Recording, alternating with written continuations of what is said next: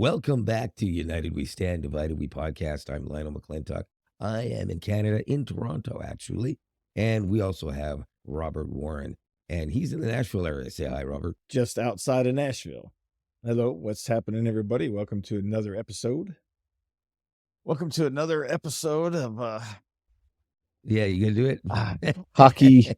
I already said the name of it. Oh, you want to talk about the hockey? That's right. Before we get into that, I got to bring this up real quick. Everybody knows all this stuff going on with the TikTok stuff.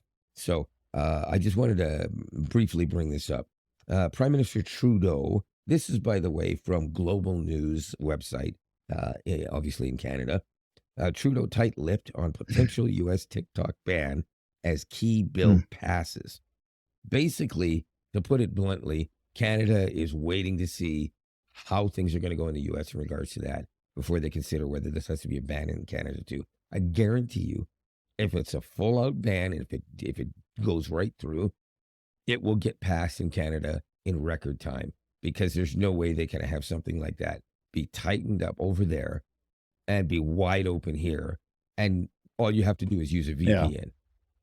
You know, it's gonna cause logistical security nightmares. So if it's a full-on ban, company doesn't get sold, government doesn't get sued by all the TikTokers or something, then Canada will follow suit.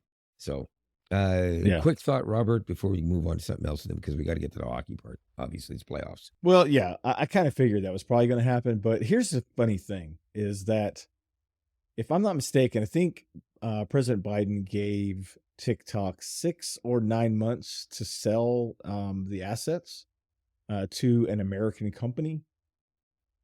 I'm sorry, I have to. There's a really good chance that he's not going to be in office by the time this is to be enforced. Yeah, totally. But here's the big. So I don't.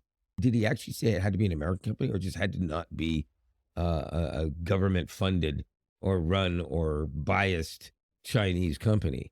Because I thought it meant it could be to even another Chinese company, provided they were a private company.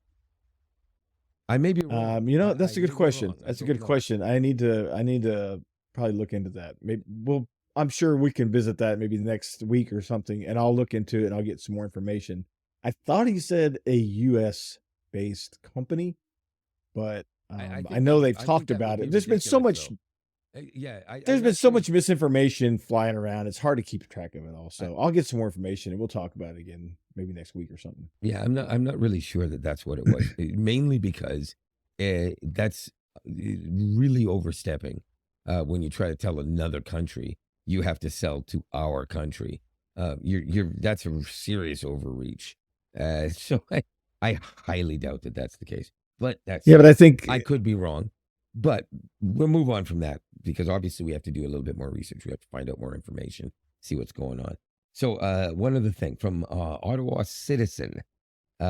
This one has me a bit perplexed. I may have misread something because I skimmed it. I admit it.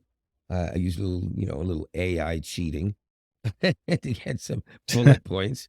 But basically, in this article that I just very recently saw, Canadian military to destroy 11,000 Second World War era pistols. Now, my first thought is, do you know how many First World War era gun owners there are in the United States that would pay ridiculous amounts of money, even for rusted old ones that they probably think aren't worth that much anyways? For a collection of them, somebody would pay more than they're worth. But that's just popped in my head. Now, here's the tagline for it, or under the byline, sorry. The move comes as the Canadian Forces confirmed it has received the final deliveries of a new 9mm pistol as part of a $19.4 million project. Okay, so I'm asking you right now, are they saying that the Canadian, and I'm Canadian, I'm embarrassed if this is true, please tell me it's not. Are they saying that they have 11,000 World War II pistols that they're using until they receive new 9mm pistols, of which the technology for how they're made have been around since World War II? I hope not. I know. That doesn't sound very. I mean, are they going to go back to John Wayne 6-shooters? Well, that's not what they're called, but okay. I was making a I point. know what you Yeah. mean. I know what you mean. Yeah. Yeah, a Colt 45 or something like that. Yeah. Yeah. That would be awesome. I'm gonna cough. Okay, that's all right. We're gonna move on from that. And you know what? Next week I'll try to give you an update on what that is because I need to understand it a little bit more. I don't know why the Canadian military would still have World War II unless they were in a museum. World War II weapons. That doesn't make any sense to me. I would think more than likely they probably have this like some stash somewhere that they're just like, you know what, let's just get rid of these and destroy them, kind of I thing. certainly hope so. I can't imagine they're I still really using them. because I know they don't actually use World War II era pistols in the military because I mean they fight in modern day conflicts. They have modern day weapons. When the U.S. military, I'm not sure was it the Army, I believe, were using mainly what was it, M16s. Canadians were using a variant of it that was actually better. It was more modern. It was better. It didn't misfire nearly as often. And even American soldiers who were, used to doing maneuvers and, sharing bases in foreign countries or bases close to each other, were aware of this type of thing. It wasn't the most loved weapon in the military in the first place, but Canada is actually known for having top tier state of the art weaponry. We have very few warships. We don't have any battleships. Well, nobody does anymore, but we have frigates. Not very many, obviously, but they also, at least until recently, they might be getting a little old now, but until recently, they were considered state of the art. In some cases, they were more advanced than any. Well, when they first came out, they were more advanced than any ship that America had. Of course, again, we only have X amount of those. You've got like one aircraft carrier that would destroy them. But you know what I mean. Anyways, that said, moving on. We obviously have to get to hockey. So before we start talking about the Jets and the Nashville Predators, I think you might have heard of the Nashville Predators, Robert. You may have. Anyways, Maybe. before we talk about them, let's go on to a couple of the other games. Obviously, for instance, the Leafs versus the Bruins. Game 1, Leafs pretty much destroyed, and a lot of people were like, "Oh, it's going to be bad," and then the Leafs come back and they win. A low, I mean, not like an embarrassing blowout kind of thing. I think it was 1 or 2 goals, whatever. But it was solid, excellent effort, good defense, offense when they needed it, good goaltending when they needed it, proving that they can beat them. And I think they really have a chance at this point. It's looking pretty good. And they have to go back to Toronto now because they played those first 2 games in Boston. So if they can play in Toronto like they played the second game in Boston, Toronto has a really good chance. And at least making it 3-1 series. Possible. Worst case scenario, they come out of Toronto tied 2-2, and they make a series out of it.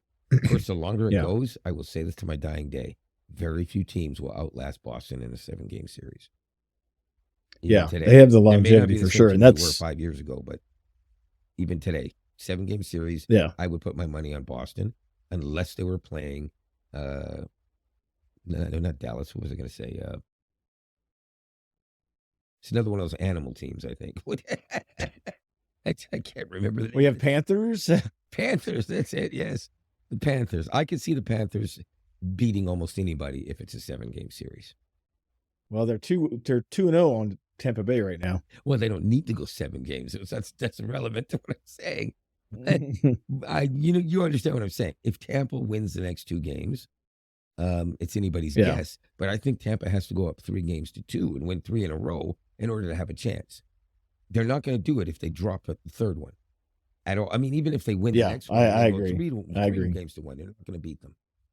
Tampa does not look like the Tampa of old, but the Panthers look good. I watched that last game, and Bobrovsky's standing on his head like crazy. Yeah, all of them are. The whole team is standing on their heads. Basically, they're doing what the Jets do, And that's every single player on the team is playing goalie before the puck gets to the goalie. And you have to admit, if we do want to move on for a brief moment and say, I'm pretty sure that's how a lot of the Predators players were playing last night too. They went out of their way. We'll play get to that. I have my thoughts on that game, but we'll get to that. I mean, obviously there were some miscues here and there, but I thought it was probably one of the most solid games I've seen them play in about 4 years. Or out. The Rangers series is going about as expected too. Yeah.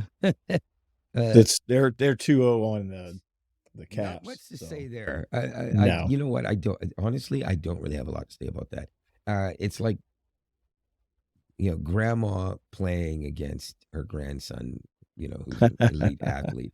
It's not going to happen. And this, sorry about it, OV, but you are playing longer than 98% of all NHLers in history. Yeah. It's not the same OV. And he's a one shot. He is definitely probably in the top 3 or 4 greatest players of all time. Some people would even say the best. And it might be true. It's arguable. But you know what? He's one-dimensional. Well, yeah. I mean, let's put it this way. In professional wrestling, Bret Hart was at one time the greatest actual professional wrestler in the world as a wrestler. You can't say that now. No offense. I mean, Bret Hart sees this. Trust me. Always a fan. Always will be. Don't beat me up, because he still could. But he's not going to wrestle, like he did when he was 35 even, yet alone 25. So, what are we moving on to? I was going to say. Well, let's talk about the elephant in the room. Which one? The Vegas-Dallas. Yes, there we go. Matchup. Okay, so while I was glad to see Vegas take out Dallas at home in their first game, which was kind of a beautiful sight to see, in my opinion. However, I can't root for Vegas ever. I'm sorry. I'm not gonna as I shared with you, they're 15 million over the cap. They played this little game like Tampa did when they won their Stanley Cup, the last Stanley Cup they won. Yes. And because Stone was out on LTIR, and that's long-term injury reserve for those who don't know. And when you're on that, your salary does not count against the team's cap. So they can bring other players in to replace that player and pay them whatever they want to pay, up to whatever they have available. Better. I can't wait till you say the next part. Start. Then there is no cap. Exactly. So now it's like, hey, Stone, come on back. They've got the extra players that they otherwise would not be legally allowed to actually have. That's right. So, and there's no rule against it. They're skirting. Guess who scored their first goal? First game, first goal, Mark Stone. Okay. So why not? Yeah. It's, Sure, go for it. Okay, so basically the bottom line is they're obviously trying to bully their way in. I know I hate to say it that way, but I am going to say it that way. Honestly, they are Vegas, for sure. This is how Vegas has been since the very first game they played in the league.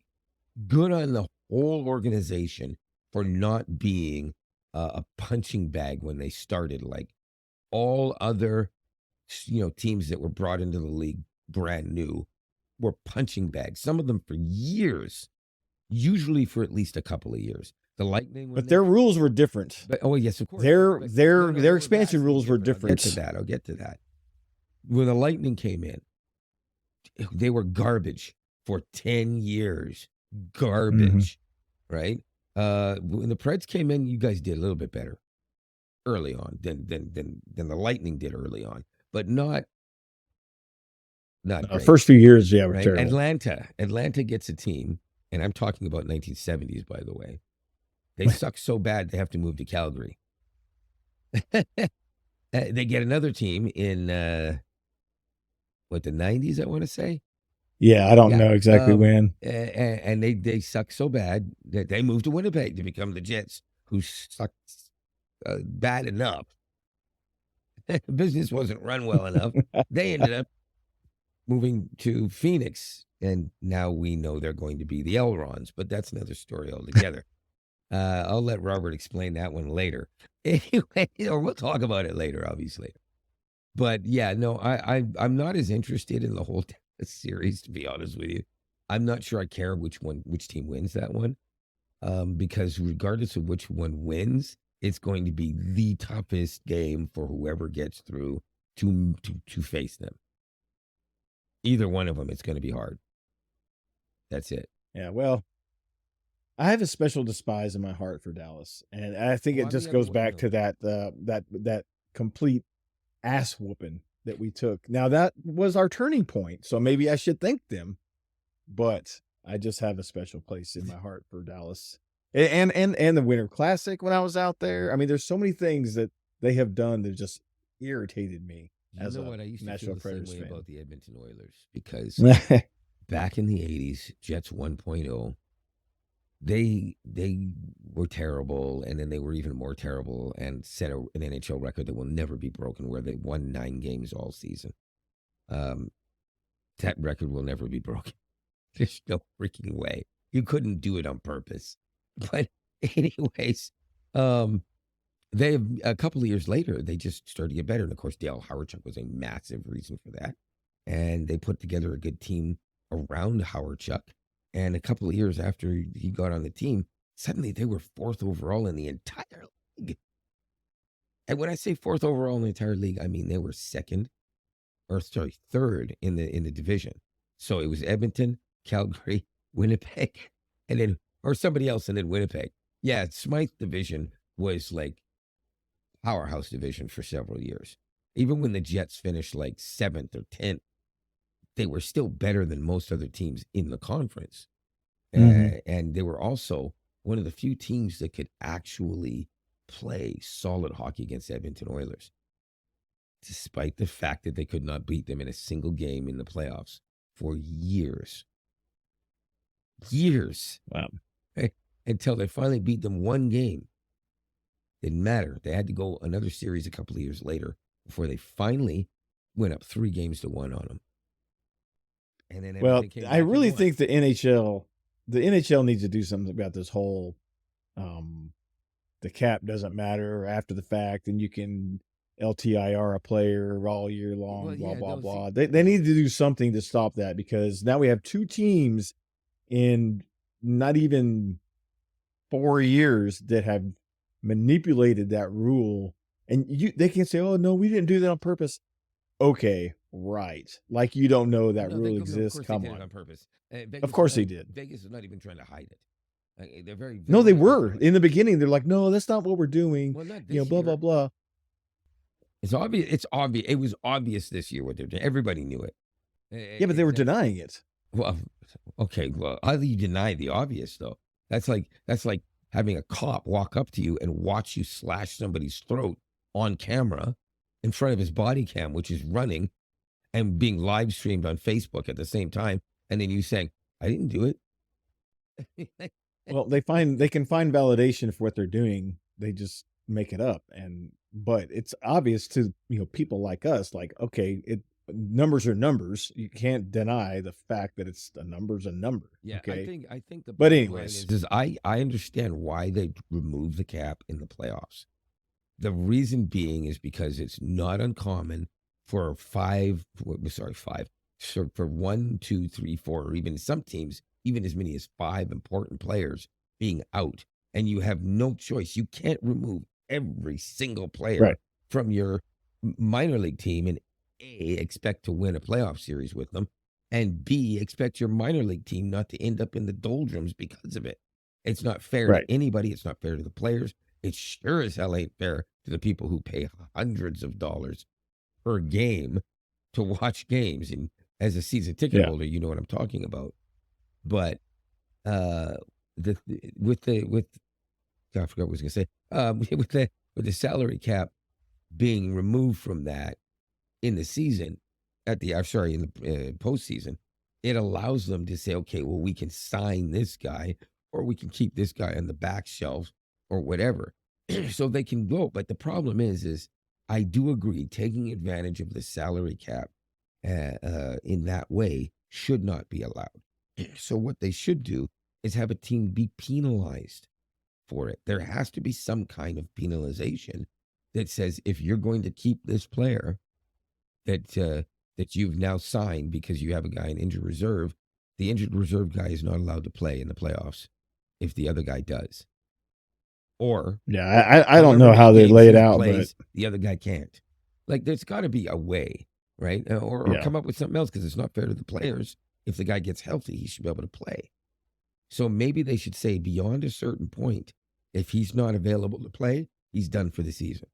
That's it. If you're going to put somebody, because here's the thing, you know damn well they take a guy who the doctors will say he might be good to go with 5 games left in the season.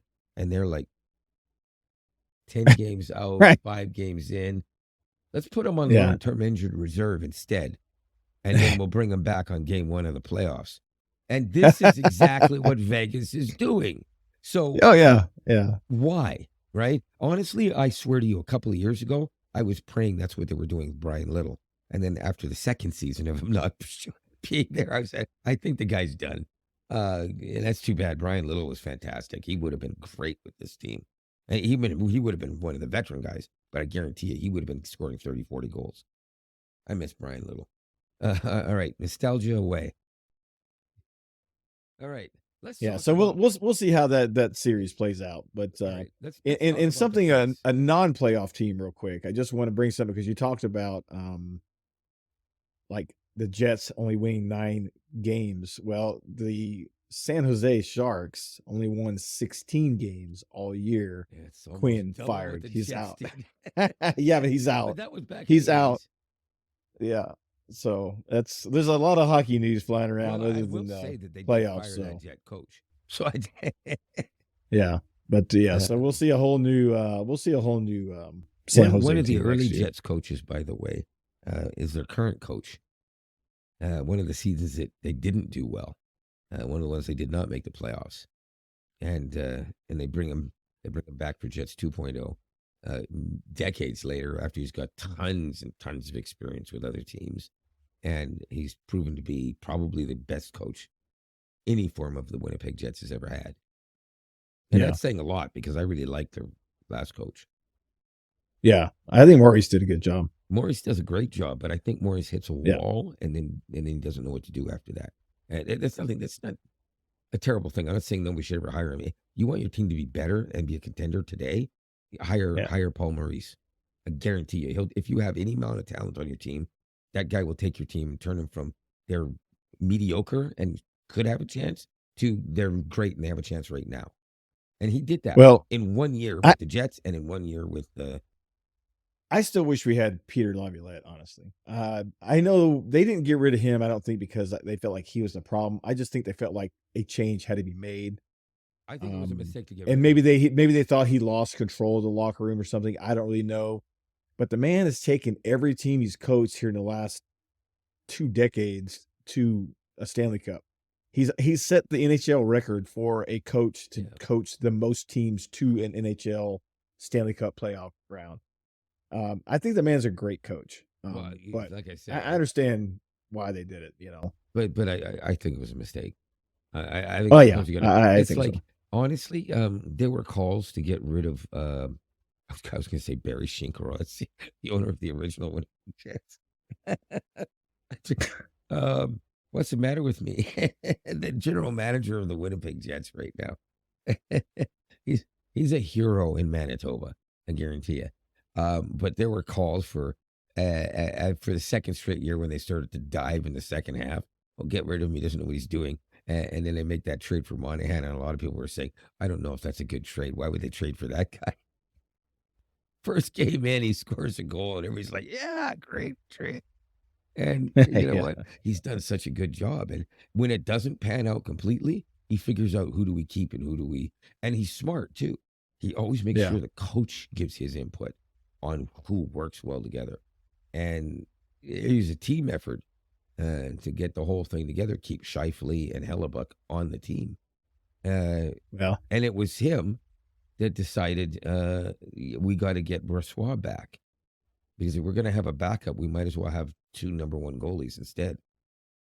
It's been done. Yeah, before. Well, it's, Nashville, the whole John Hines thing, I'm glad that he should have never came. That he was, in my opinion, a terrible coach. Oh, that was Whatever. from But previous year? well, yeah, he came in. He was terrible. At any rate, interesting fact. If nobody, interesting fact, if you don't know this, is that Brunette, the current coach under Barry Trotz, which Barry Trotz was the original coach of the Predators under David Poile, which Poile has now retired, and Trotz took over. Brunette was playing for the Predators in the inaugural season and scored their first goal, and now he's coach. Talk about full circle. That's pretty crazy. And he's up for coach. I think he's going to be up for coach of the year. I mean, he's done such a fantastic job in keeping focused on his method of play, and turn the team around. And I think they feel like he's coach of the year, a candidate. I don't necessarily disagree with. Look up an old Winnipeg Jets coach. But he's done a great job, and I think he's going to work out well. He's a fast paced, I want to score kind of coach, as opposed to a very heavy defensive mind, which was Hines.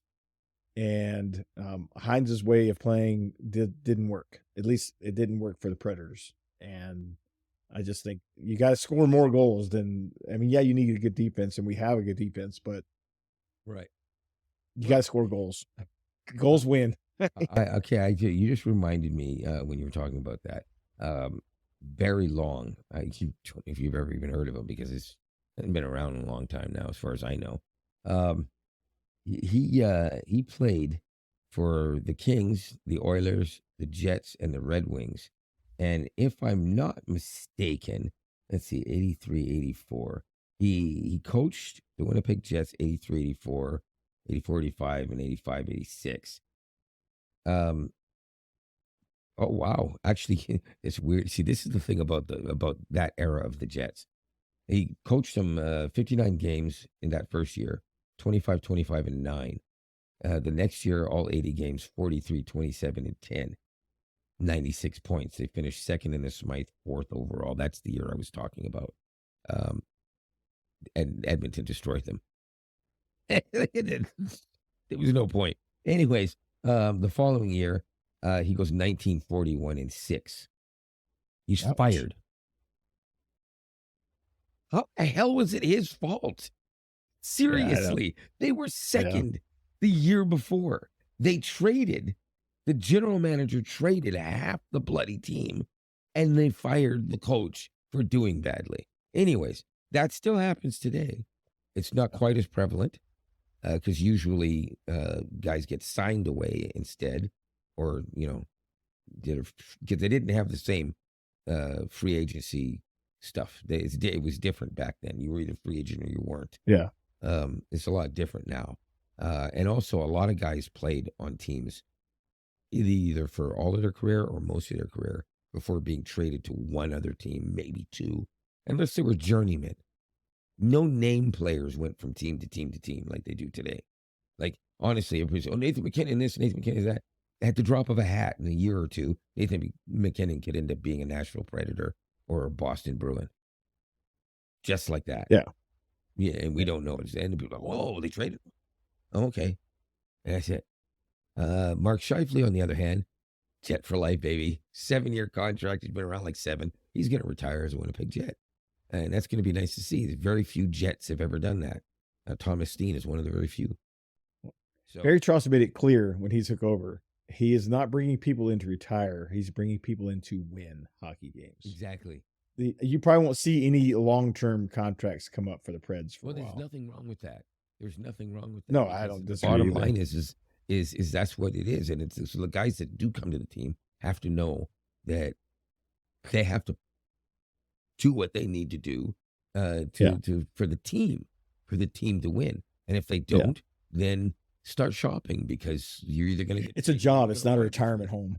And there's nothing wrong with that if it's an open-minded thing and all the players like to play together and they buy into the coaching and they like and from everything I've understood about the Nashville Predators organization, it's one of the few that everybody wants to be part of when they get anywhere near it.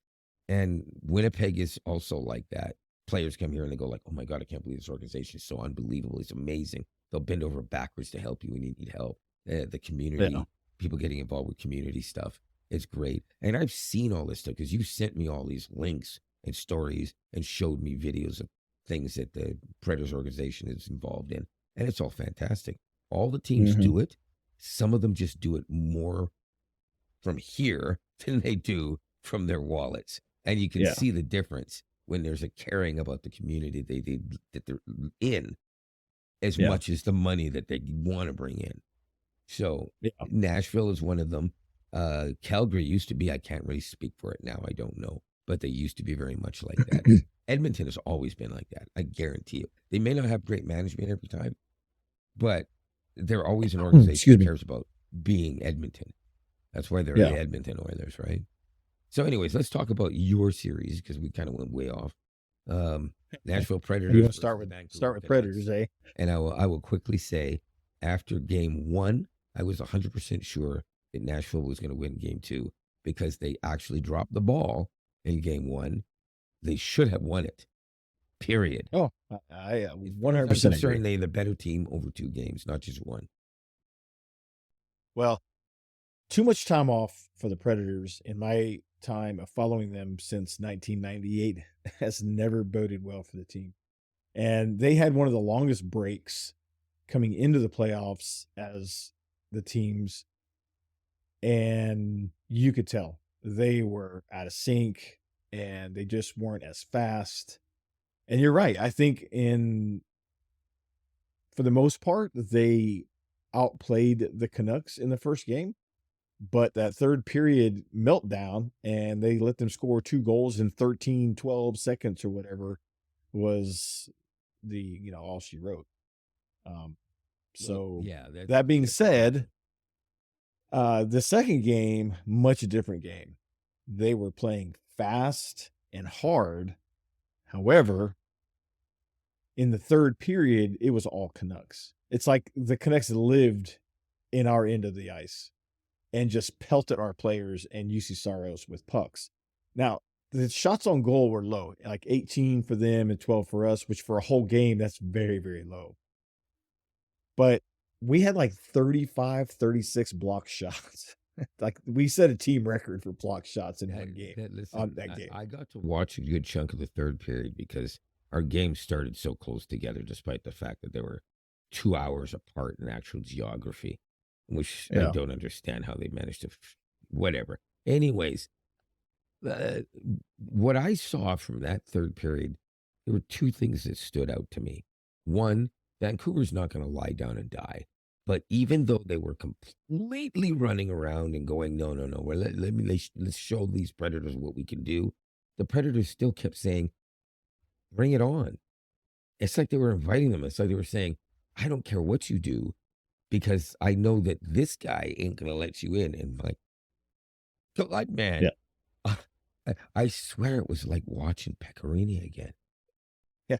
Well, that's who trained him. So fire in the third period, man. He looked like Hellebuck did in the first period in the Jets game because he looked phenomenal in the first period. He did, don't get me wrong, Hellebuck looked great the entire game. Nothing was his fault in that loss. But I'll get to that later. Saros if Saros played like that the entire season, and I know it's easy to say he did, but nobody plays like that an entire season. No. It's brilliant hockey. Playoffs another whole. It's a whole another whole game. Way up to the task. But if he had played even half of that the entire season, he would be up for the Vezina because he's definitely a Vezina quality goaltender. There's no doubt about it. So he just had a little more peaks and valleys this year than that Mr. Consistent a lot of he's had in the past. Because he would make 39 saves in a game and still lose 4-1. I mean, who do you blame that on? You can't blame that on the goalie. Well, it goes into that whole. It goes into the whole brunette system, right? Because a whole new way of playing was introduced. Like they moved Yossi around. They brought in different players. They're like, okay, we want fast, hard forechecking. Which they did last night. Yeah. So they just I think it was a whole different change of pace that changed the whole rhythm of their play together. So And then basically, after sorry. second half of the season, they got back into sync, and they've been playing pretty consistent, since that whole "you're not going to see the concert" incident. They all bought in, like, look, we're not playing like we need to play, and we need to do better as a team, as players Right. outside of coaching. They said they became accountable. Like, look, guys, we got to play better. Period. That's just all there is to it. So yeah, Well, yeah, the whole team, honestly, I think so. Basically, what you're saying is it took them a while to buy in. They needed a half a season to buy into it, and another several games beyond that to really go. I think I understand where you're coming from. The yeah. interesting Even thing is Yossi said the the same thing. Jets Like, kind of did it the opposite way. They instantly bought into the system. New coach, new system. They bought into it immediately. But they kind of sort of didn't quite really catch it enough that when there was a problem, they fell apart a little bit and they tried to get it back. And then they went on that 6-game losing streak. And they mentioned this on the broadcast in an interview last night. Apparently, the coach walked in after that 6-game losing streak, showed him a video.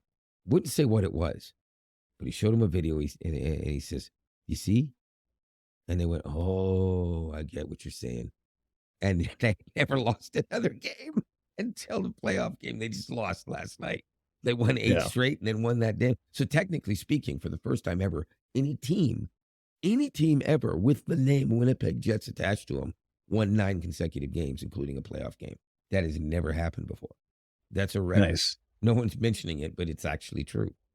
No team has ever. Well, the last thing I'm going to say about the the Predators Canucks series is, I think the favor lies on the Predators side only because of the experience they have in playoffs. Because again, that Canucks haven't been in the playoffs since 2012 or 15 or something. Well, never mind. It's been a team. long How time. many players on the team have been there? Exactly. Yeah, they have very few players. Demko was out. I think their backup goalie played decent. I don't think he was the problem. You just saw, like, I think you saw that Forsberg goal.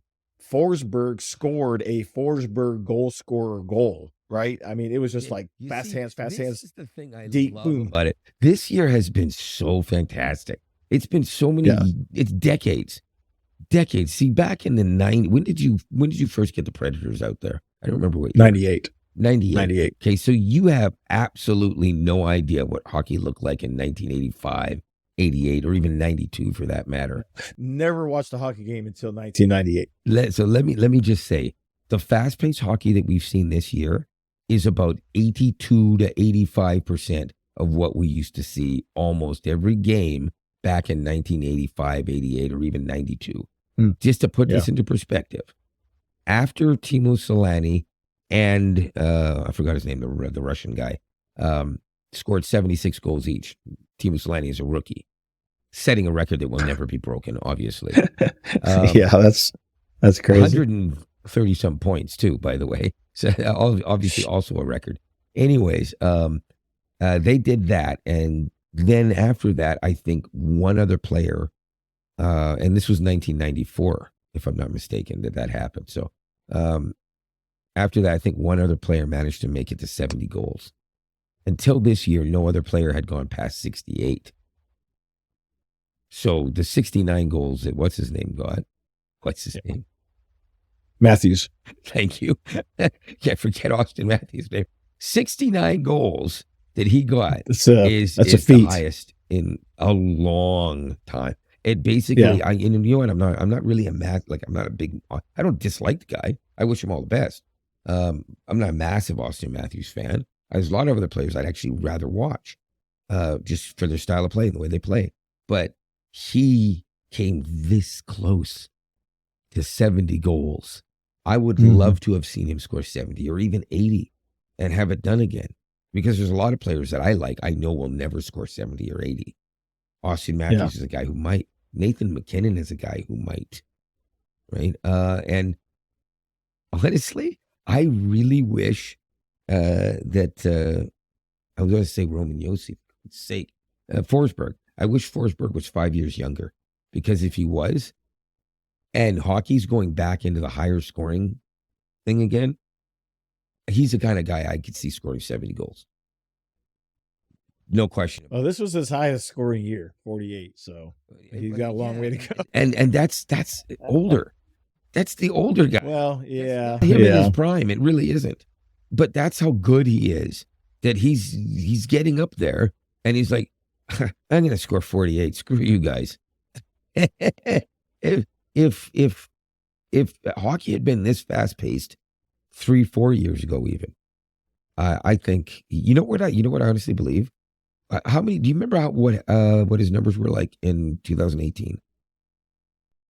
Not off the top of my head. I'd have to look it up, because that is without a doubt the best team that the Preds ever iced. 2017, 2018. I mean, no doubt about it. And it was more across the board than having a few select players. I mean, you didn't get to the Stanley Cup was because of the Jets. I would say this to my dying day. If it hadn't been for the Jets, the Predators would have won the Stanley Cup. I still think the Preds would have beat Vegas that year. Jets didn't have what it needed to do to beat them. The Preds did. The Jets just happened to know how to beat the Preds. That's it. It's like if Winnipeg loses to the Avalanche, to me that means nothing if they were to play, say, the Edmonton Oilers. I think the Oilers would beat the Avs. Yeah. It'll be interesting to see who ends up. It would second be round. It wouldn't be interesting for me, because that means my team's out. But right. But I will say this: I did discover, and I may be wrong about how this works, but I'm not so sure if the Jets and Preds win. I don't think they play each other. I think that actually would happen. They would both have to win the first 2 rounds and meet each other in the conference final. That's interesting. So I'm kind of rooting for that, so we can have a rematch in the conference. Well, the conference final is round 2, because then it's the division. No. Oh wait, no, I'm thinking. Sorry, I've got him backwards. I've got division and conference mixed up. Yeah, well, that's why, because technically speaking, the division and conference is sort of intermixed because of the wild card spot. For instance, you're playing interdimensional or extra dimensional, whatever. Divisional, not dimensional. Divisional. I said dimensional twice. I meant divisional. Yeah, I don't know who we'd play. I guess I guess it would have to be. Well, I don't know, and this is only because logically it would make more sense for any teams within the same division to play each other until there was only 2 teams left in the conference, regardless of where they came from. However, as far as I understand it, you finished second. Well, don't take this the wrong way. I don't mean it the way it sounds, but second last to make it into the playoffs versus second to make it into the playoffs. Right. Mm-hmm. So you beat them. It doesn't necessarily give you an advantage over anybody because you finished second last, but right. Nonetheless, the next one that you play would normally naturally be in the division. However, if the Jets, well, wait a minute, now hang on a second. Jets finished ahead of everybody else. So, yeah, that's right. We're just gonna have to wait and see. Maybe you would play the Jets because it was the same division. Okay. And if the Jets win and the Preds win, the Jets are basically the number one. No, wait, Dallas. I keep forgetting about Dallas. I think you would get stuck with Dallas. I'm sorry to say that. Yeah. If you win. Yeah, I have a sneaky feeling that some way, shape, or form, whoever wins the Dallas Vegas game is who will end up playing. Who the heck is Edmonton playing, and why are we not talking about them? Do I sound like I have a disdain for them? I don't. I actually, I'm kind of a fan of them because of Wayne Gretzky. We enjoyed hating him so many years. Kings, Jets, but they're playing the Kings. Oh God, no! Edmonton's going to destroy them. I'm sorry. Yeah, they're done. Yeah, it's over. Edmonton's taken that one. I'm assuming they won the first game. I'm actually going to look it up because I don't. For some reason, they didn't play like everyone else. They say everyone played on Saturday and then Sunday, and then all of a sudden they're like, Oh, you don't get to play till Monday. What? Whatever. Which Boston's beating Maple Leafs right now, and it's 10 minutes in the third, by the way. What's the score? It's 2-3-2 or 2-1, I think it was. So let's see. Hang on a second here. Yeah, they could come back. Stranger things have happened.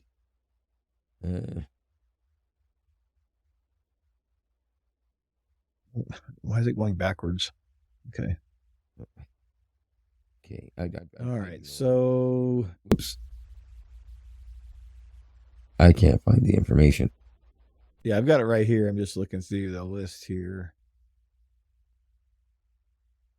Okay, so we have it's 2-1 Bruins Maple Leafs. Oh, yeah, there we go. Let's see. Kings Oilers. Oh yeah, Oilers 7-4 on Monday. Yeah, okay. Oilers scored 7 goals. The fact that they allowed 4 is not really surprising because the Kings are capable.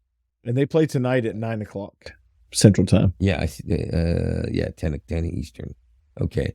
Golden Knights are 9:30 Eastern, 8:30 Central. Yeah. So be keeping an eye on that one. Yeah. I'm sorry, who won that first one between the Knights and the Stars again? Knights did. The Knights. Okay. I don't. You know what? We're gonna have a rift right down the middle right now, because I'm rooting for the Stars. The Jets have been destroyed by the Golden Knights 2 out of 4 playoff years. The only 2 they actually made it that far to do it. One of them was in the first round. I know. I don't believe the Jets will ever beat them in the playoffs unless God himself is the center iceman. Jesus. Yeah, I don't know about that. Ringer. I mean, it's not going to happen. I'm sorry. Oh, we haven't mentioned the Islander Hurricanes, but let's just be honest. The Hurricanes are going to destroy the Islanders.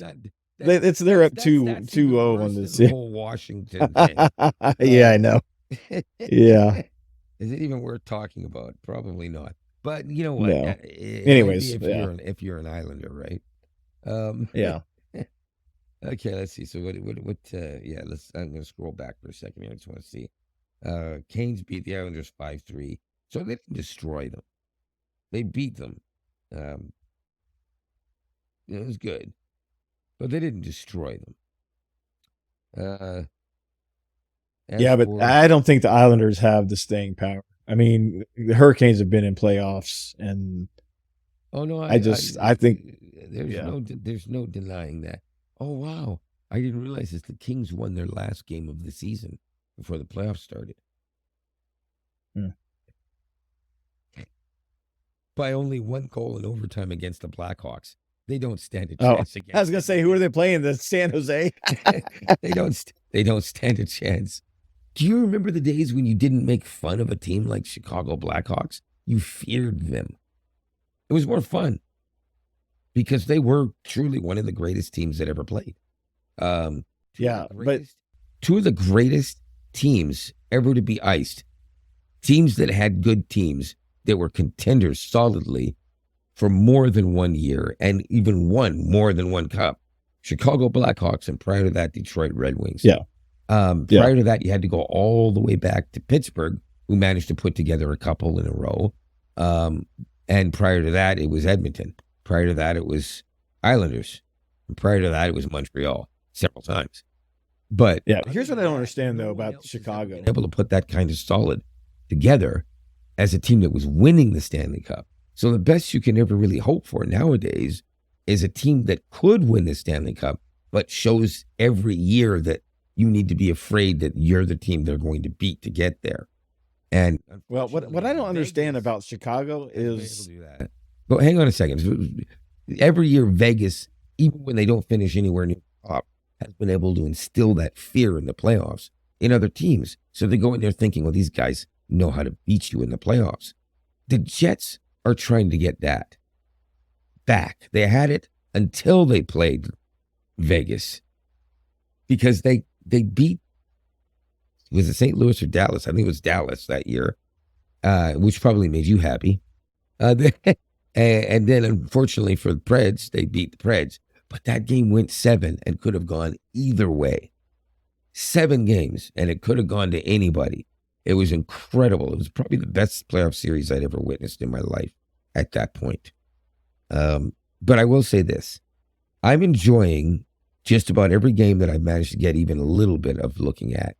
The Jets games, even the one they played yesterday, for the most part, until they kind of sort of got a little lackadaisical in the last few minutes, it was great. The game was definitely slower than the previous one, but it was still fast-paced, hard-hitting, fantastic playoff hockey, the kind of which I don't recall seeing this many great playoff games in the opening round in decades.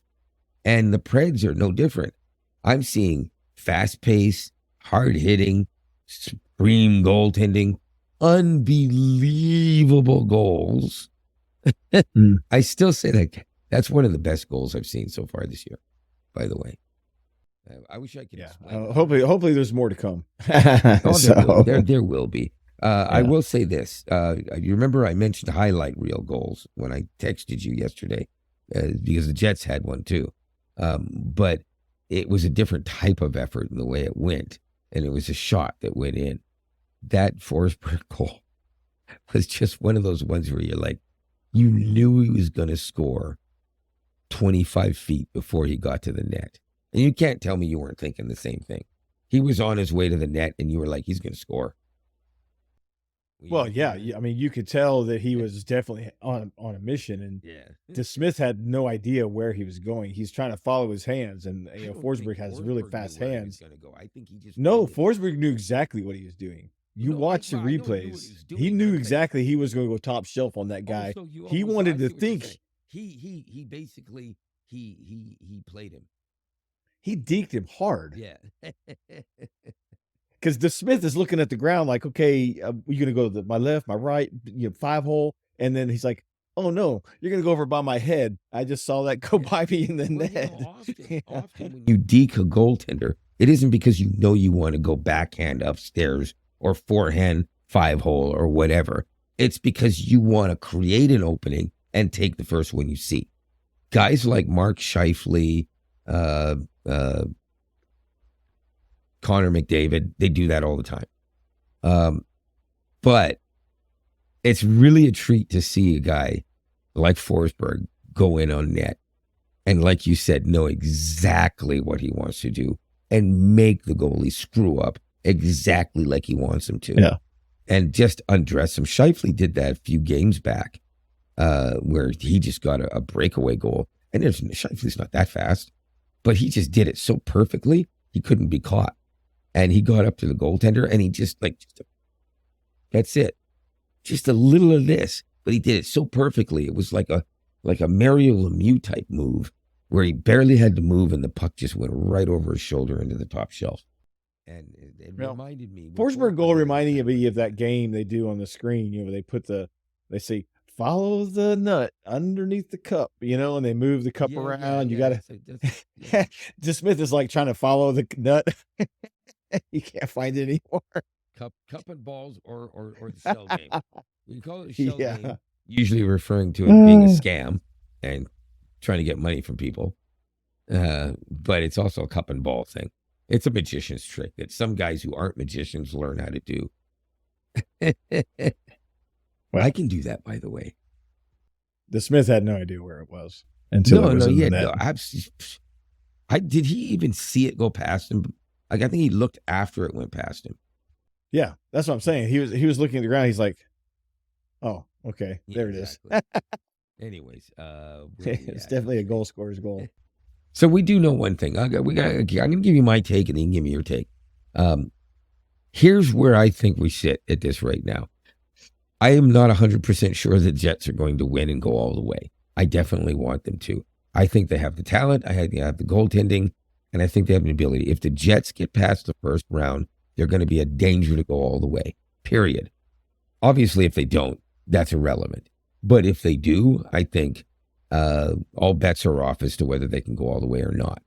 Now, I'm not sure the same can be said for every team making it past the first round. Some teams do it with a little more cockiness and a little less actual skill level or paying attention to what the coach is trying to say. I think the Vancouver Canucks are a fantastic team, have been all year. If they beat the Preds, I don't think they can win the Cup. If the Preds beat them, I think they're the most dangerous team in the playoffs, including against the Jets. And I've said this before and I'll say it again. The road to the Stanley Cup might very well go through Nashville this year, unless you're in the East, in which case it only goes through Nashville if Nashville makes it. But my point is that Nashville's better than most people have given them credit for. They were statistically, by their amount of victories and points, the best team in the league in the last, I think they said 23 games of the season or something like that. The best team in the league. That is saying a lot, especially considering the Jets won 8 consecutive games at the end of the year. And Nashville lost 2 of their last 4 or something like that. And they still ended up being statistically the best team in the last 25 games or something. But Edmonton has the same chance whether they win in 7 or win in 4. They are a team that could go all the way, but they could also just get absolutely destroyed by another team that wants it badly enough. I think they're slightly weaker on the defense than they need to be. Their goaltending is good, and it can be excellent, but I don't know that it matches up to Winnipeg's goaltending for sure. Definitely isn't as good as Saros. And I guess it depends on if Vancouver's goalie's out for the duration or not. So I don't know. Vegas is a crapshoot. Vegas is always dangerous, and Dallas is always dangerous. So who do I think is the best chance in the West? Yeah, give me another game to come up with that one. But I want to say, still at this point, I think the Jets, the Preds, and Dallas are probably the favorites. Yeah, I wouldn't. I wouldn't doubt it. Dallas going and win the Cup again. They're just a really I didn't good, say that. solid. Let's not break my. No, I think they have. I think they are still probably one of the favorites to win the Cup. I don't know that the Predators have the skill set across the board to take it into the finals. I do think we're going to make it into round 2, only because I think that we are better long term in the playoffs. I think this round is probably going to go 6 games, which would be good with me because that means I'll get to watch them win the series because they'll do it at home in game 6. Yeah, but I would agree with that. So, and I think the Jets are going to pull this out too. I don't think the Jets are going to lose round 1. I really didn't don't think so. They're either too good until of a I saw the team way they overall. played. But you know what? When they do that, they generally come back and go, you know what? We made a mistake. Let's show you why we know we made a mistake and show you why it's not going to happen again. And I've said this before, but aside from Vegas, because I'm still afraid of them, I'm not sure that there's any team in the league right now that can actually win 4 out of 7 games against the Winnipeg Jets. Yeah, but I'm saying it skeptically now because of what I saw last night. Anyways, having said that, we'll mention next time what we think about the Eastern a little bit more because we really are going to run out of time. So with that said, Robert? Well, go Preds, and until next week, we'll see you on the flip side. All right. Well, go Jets, go. And everyone have a great time watching the playoffs.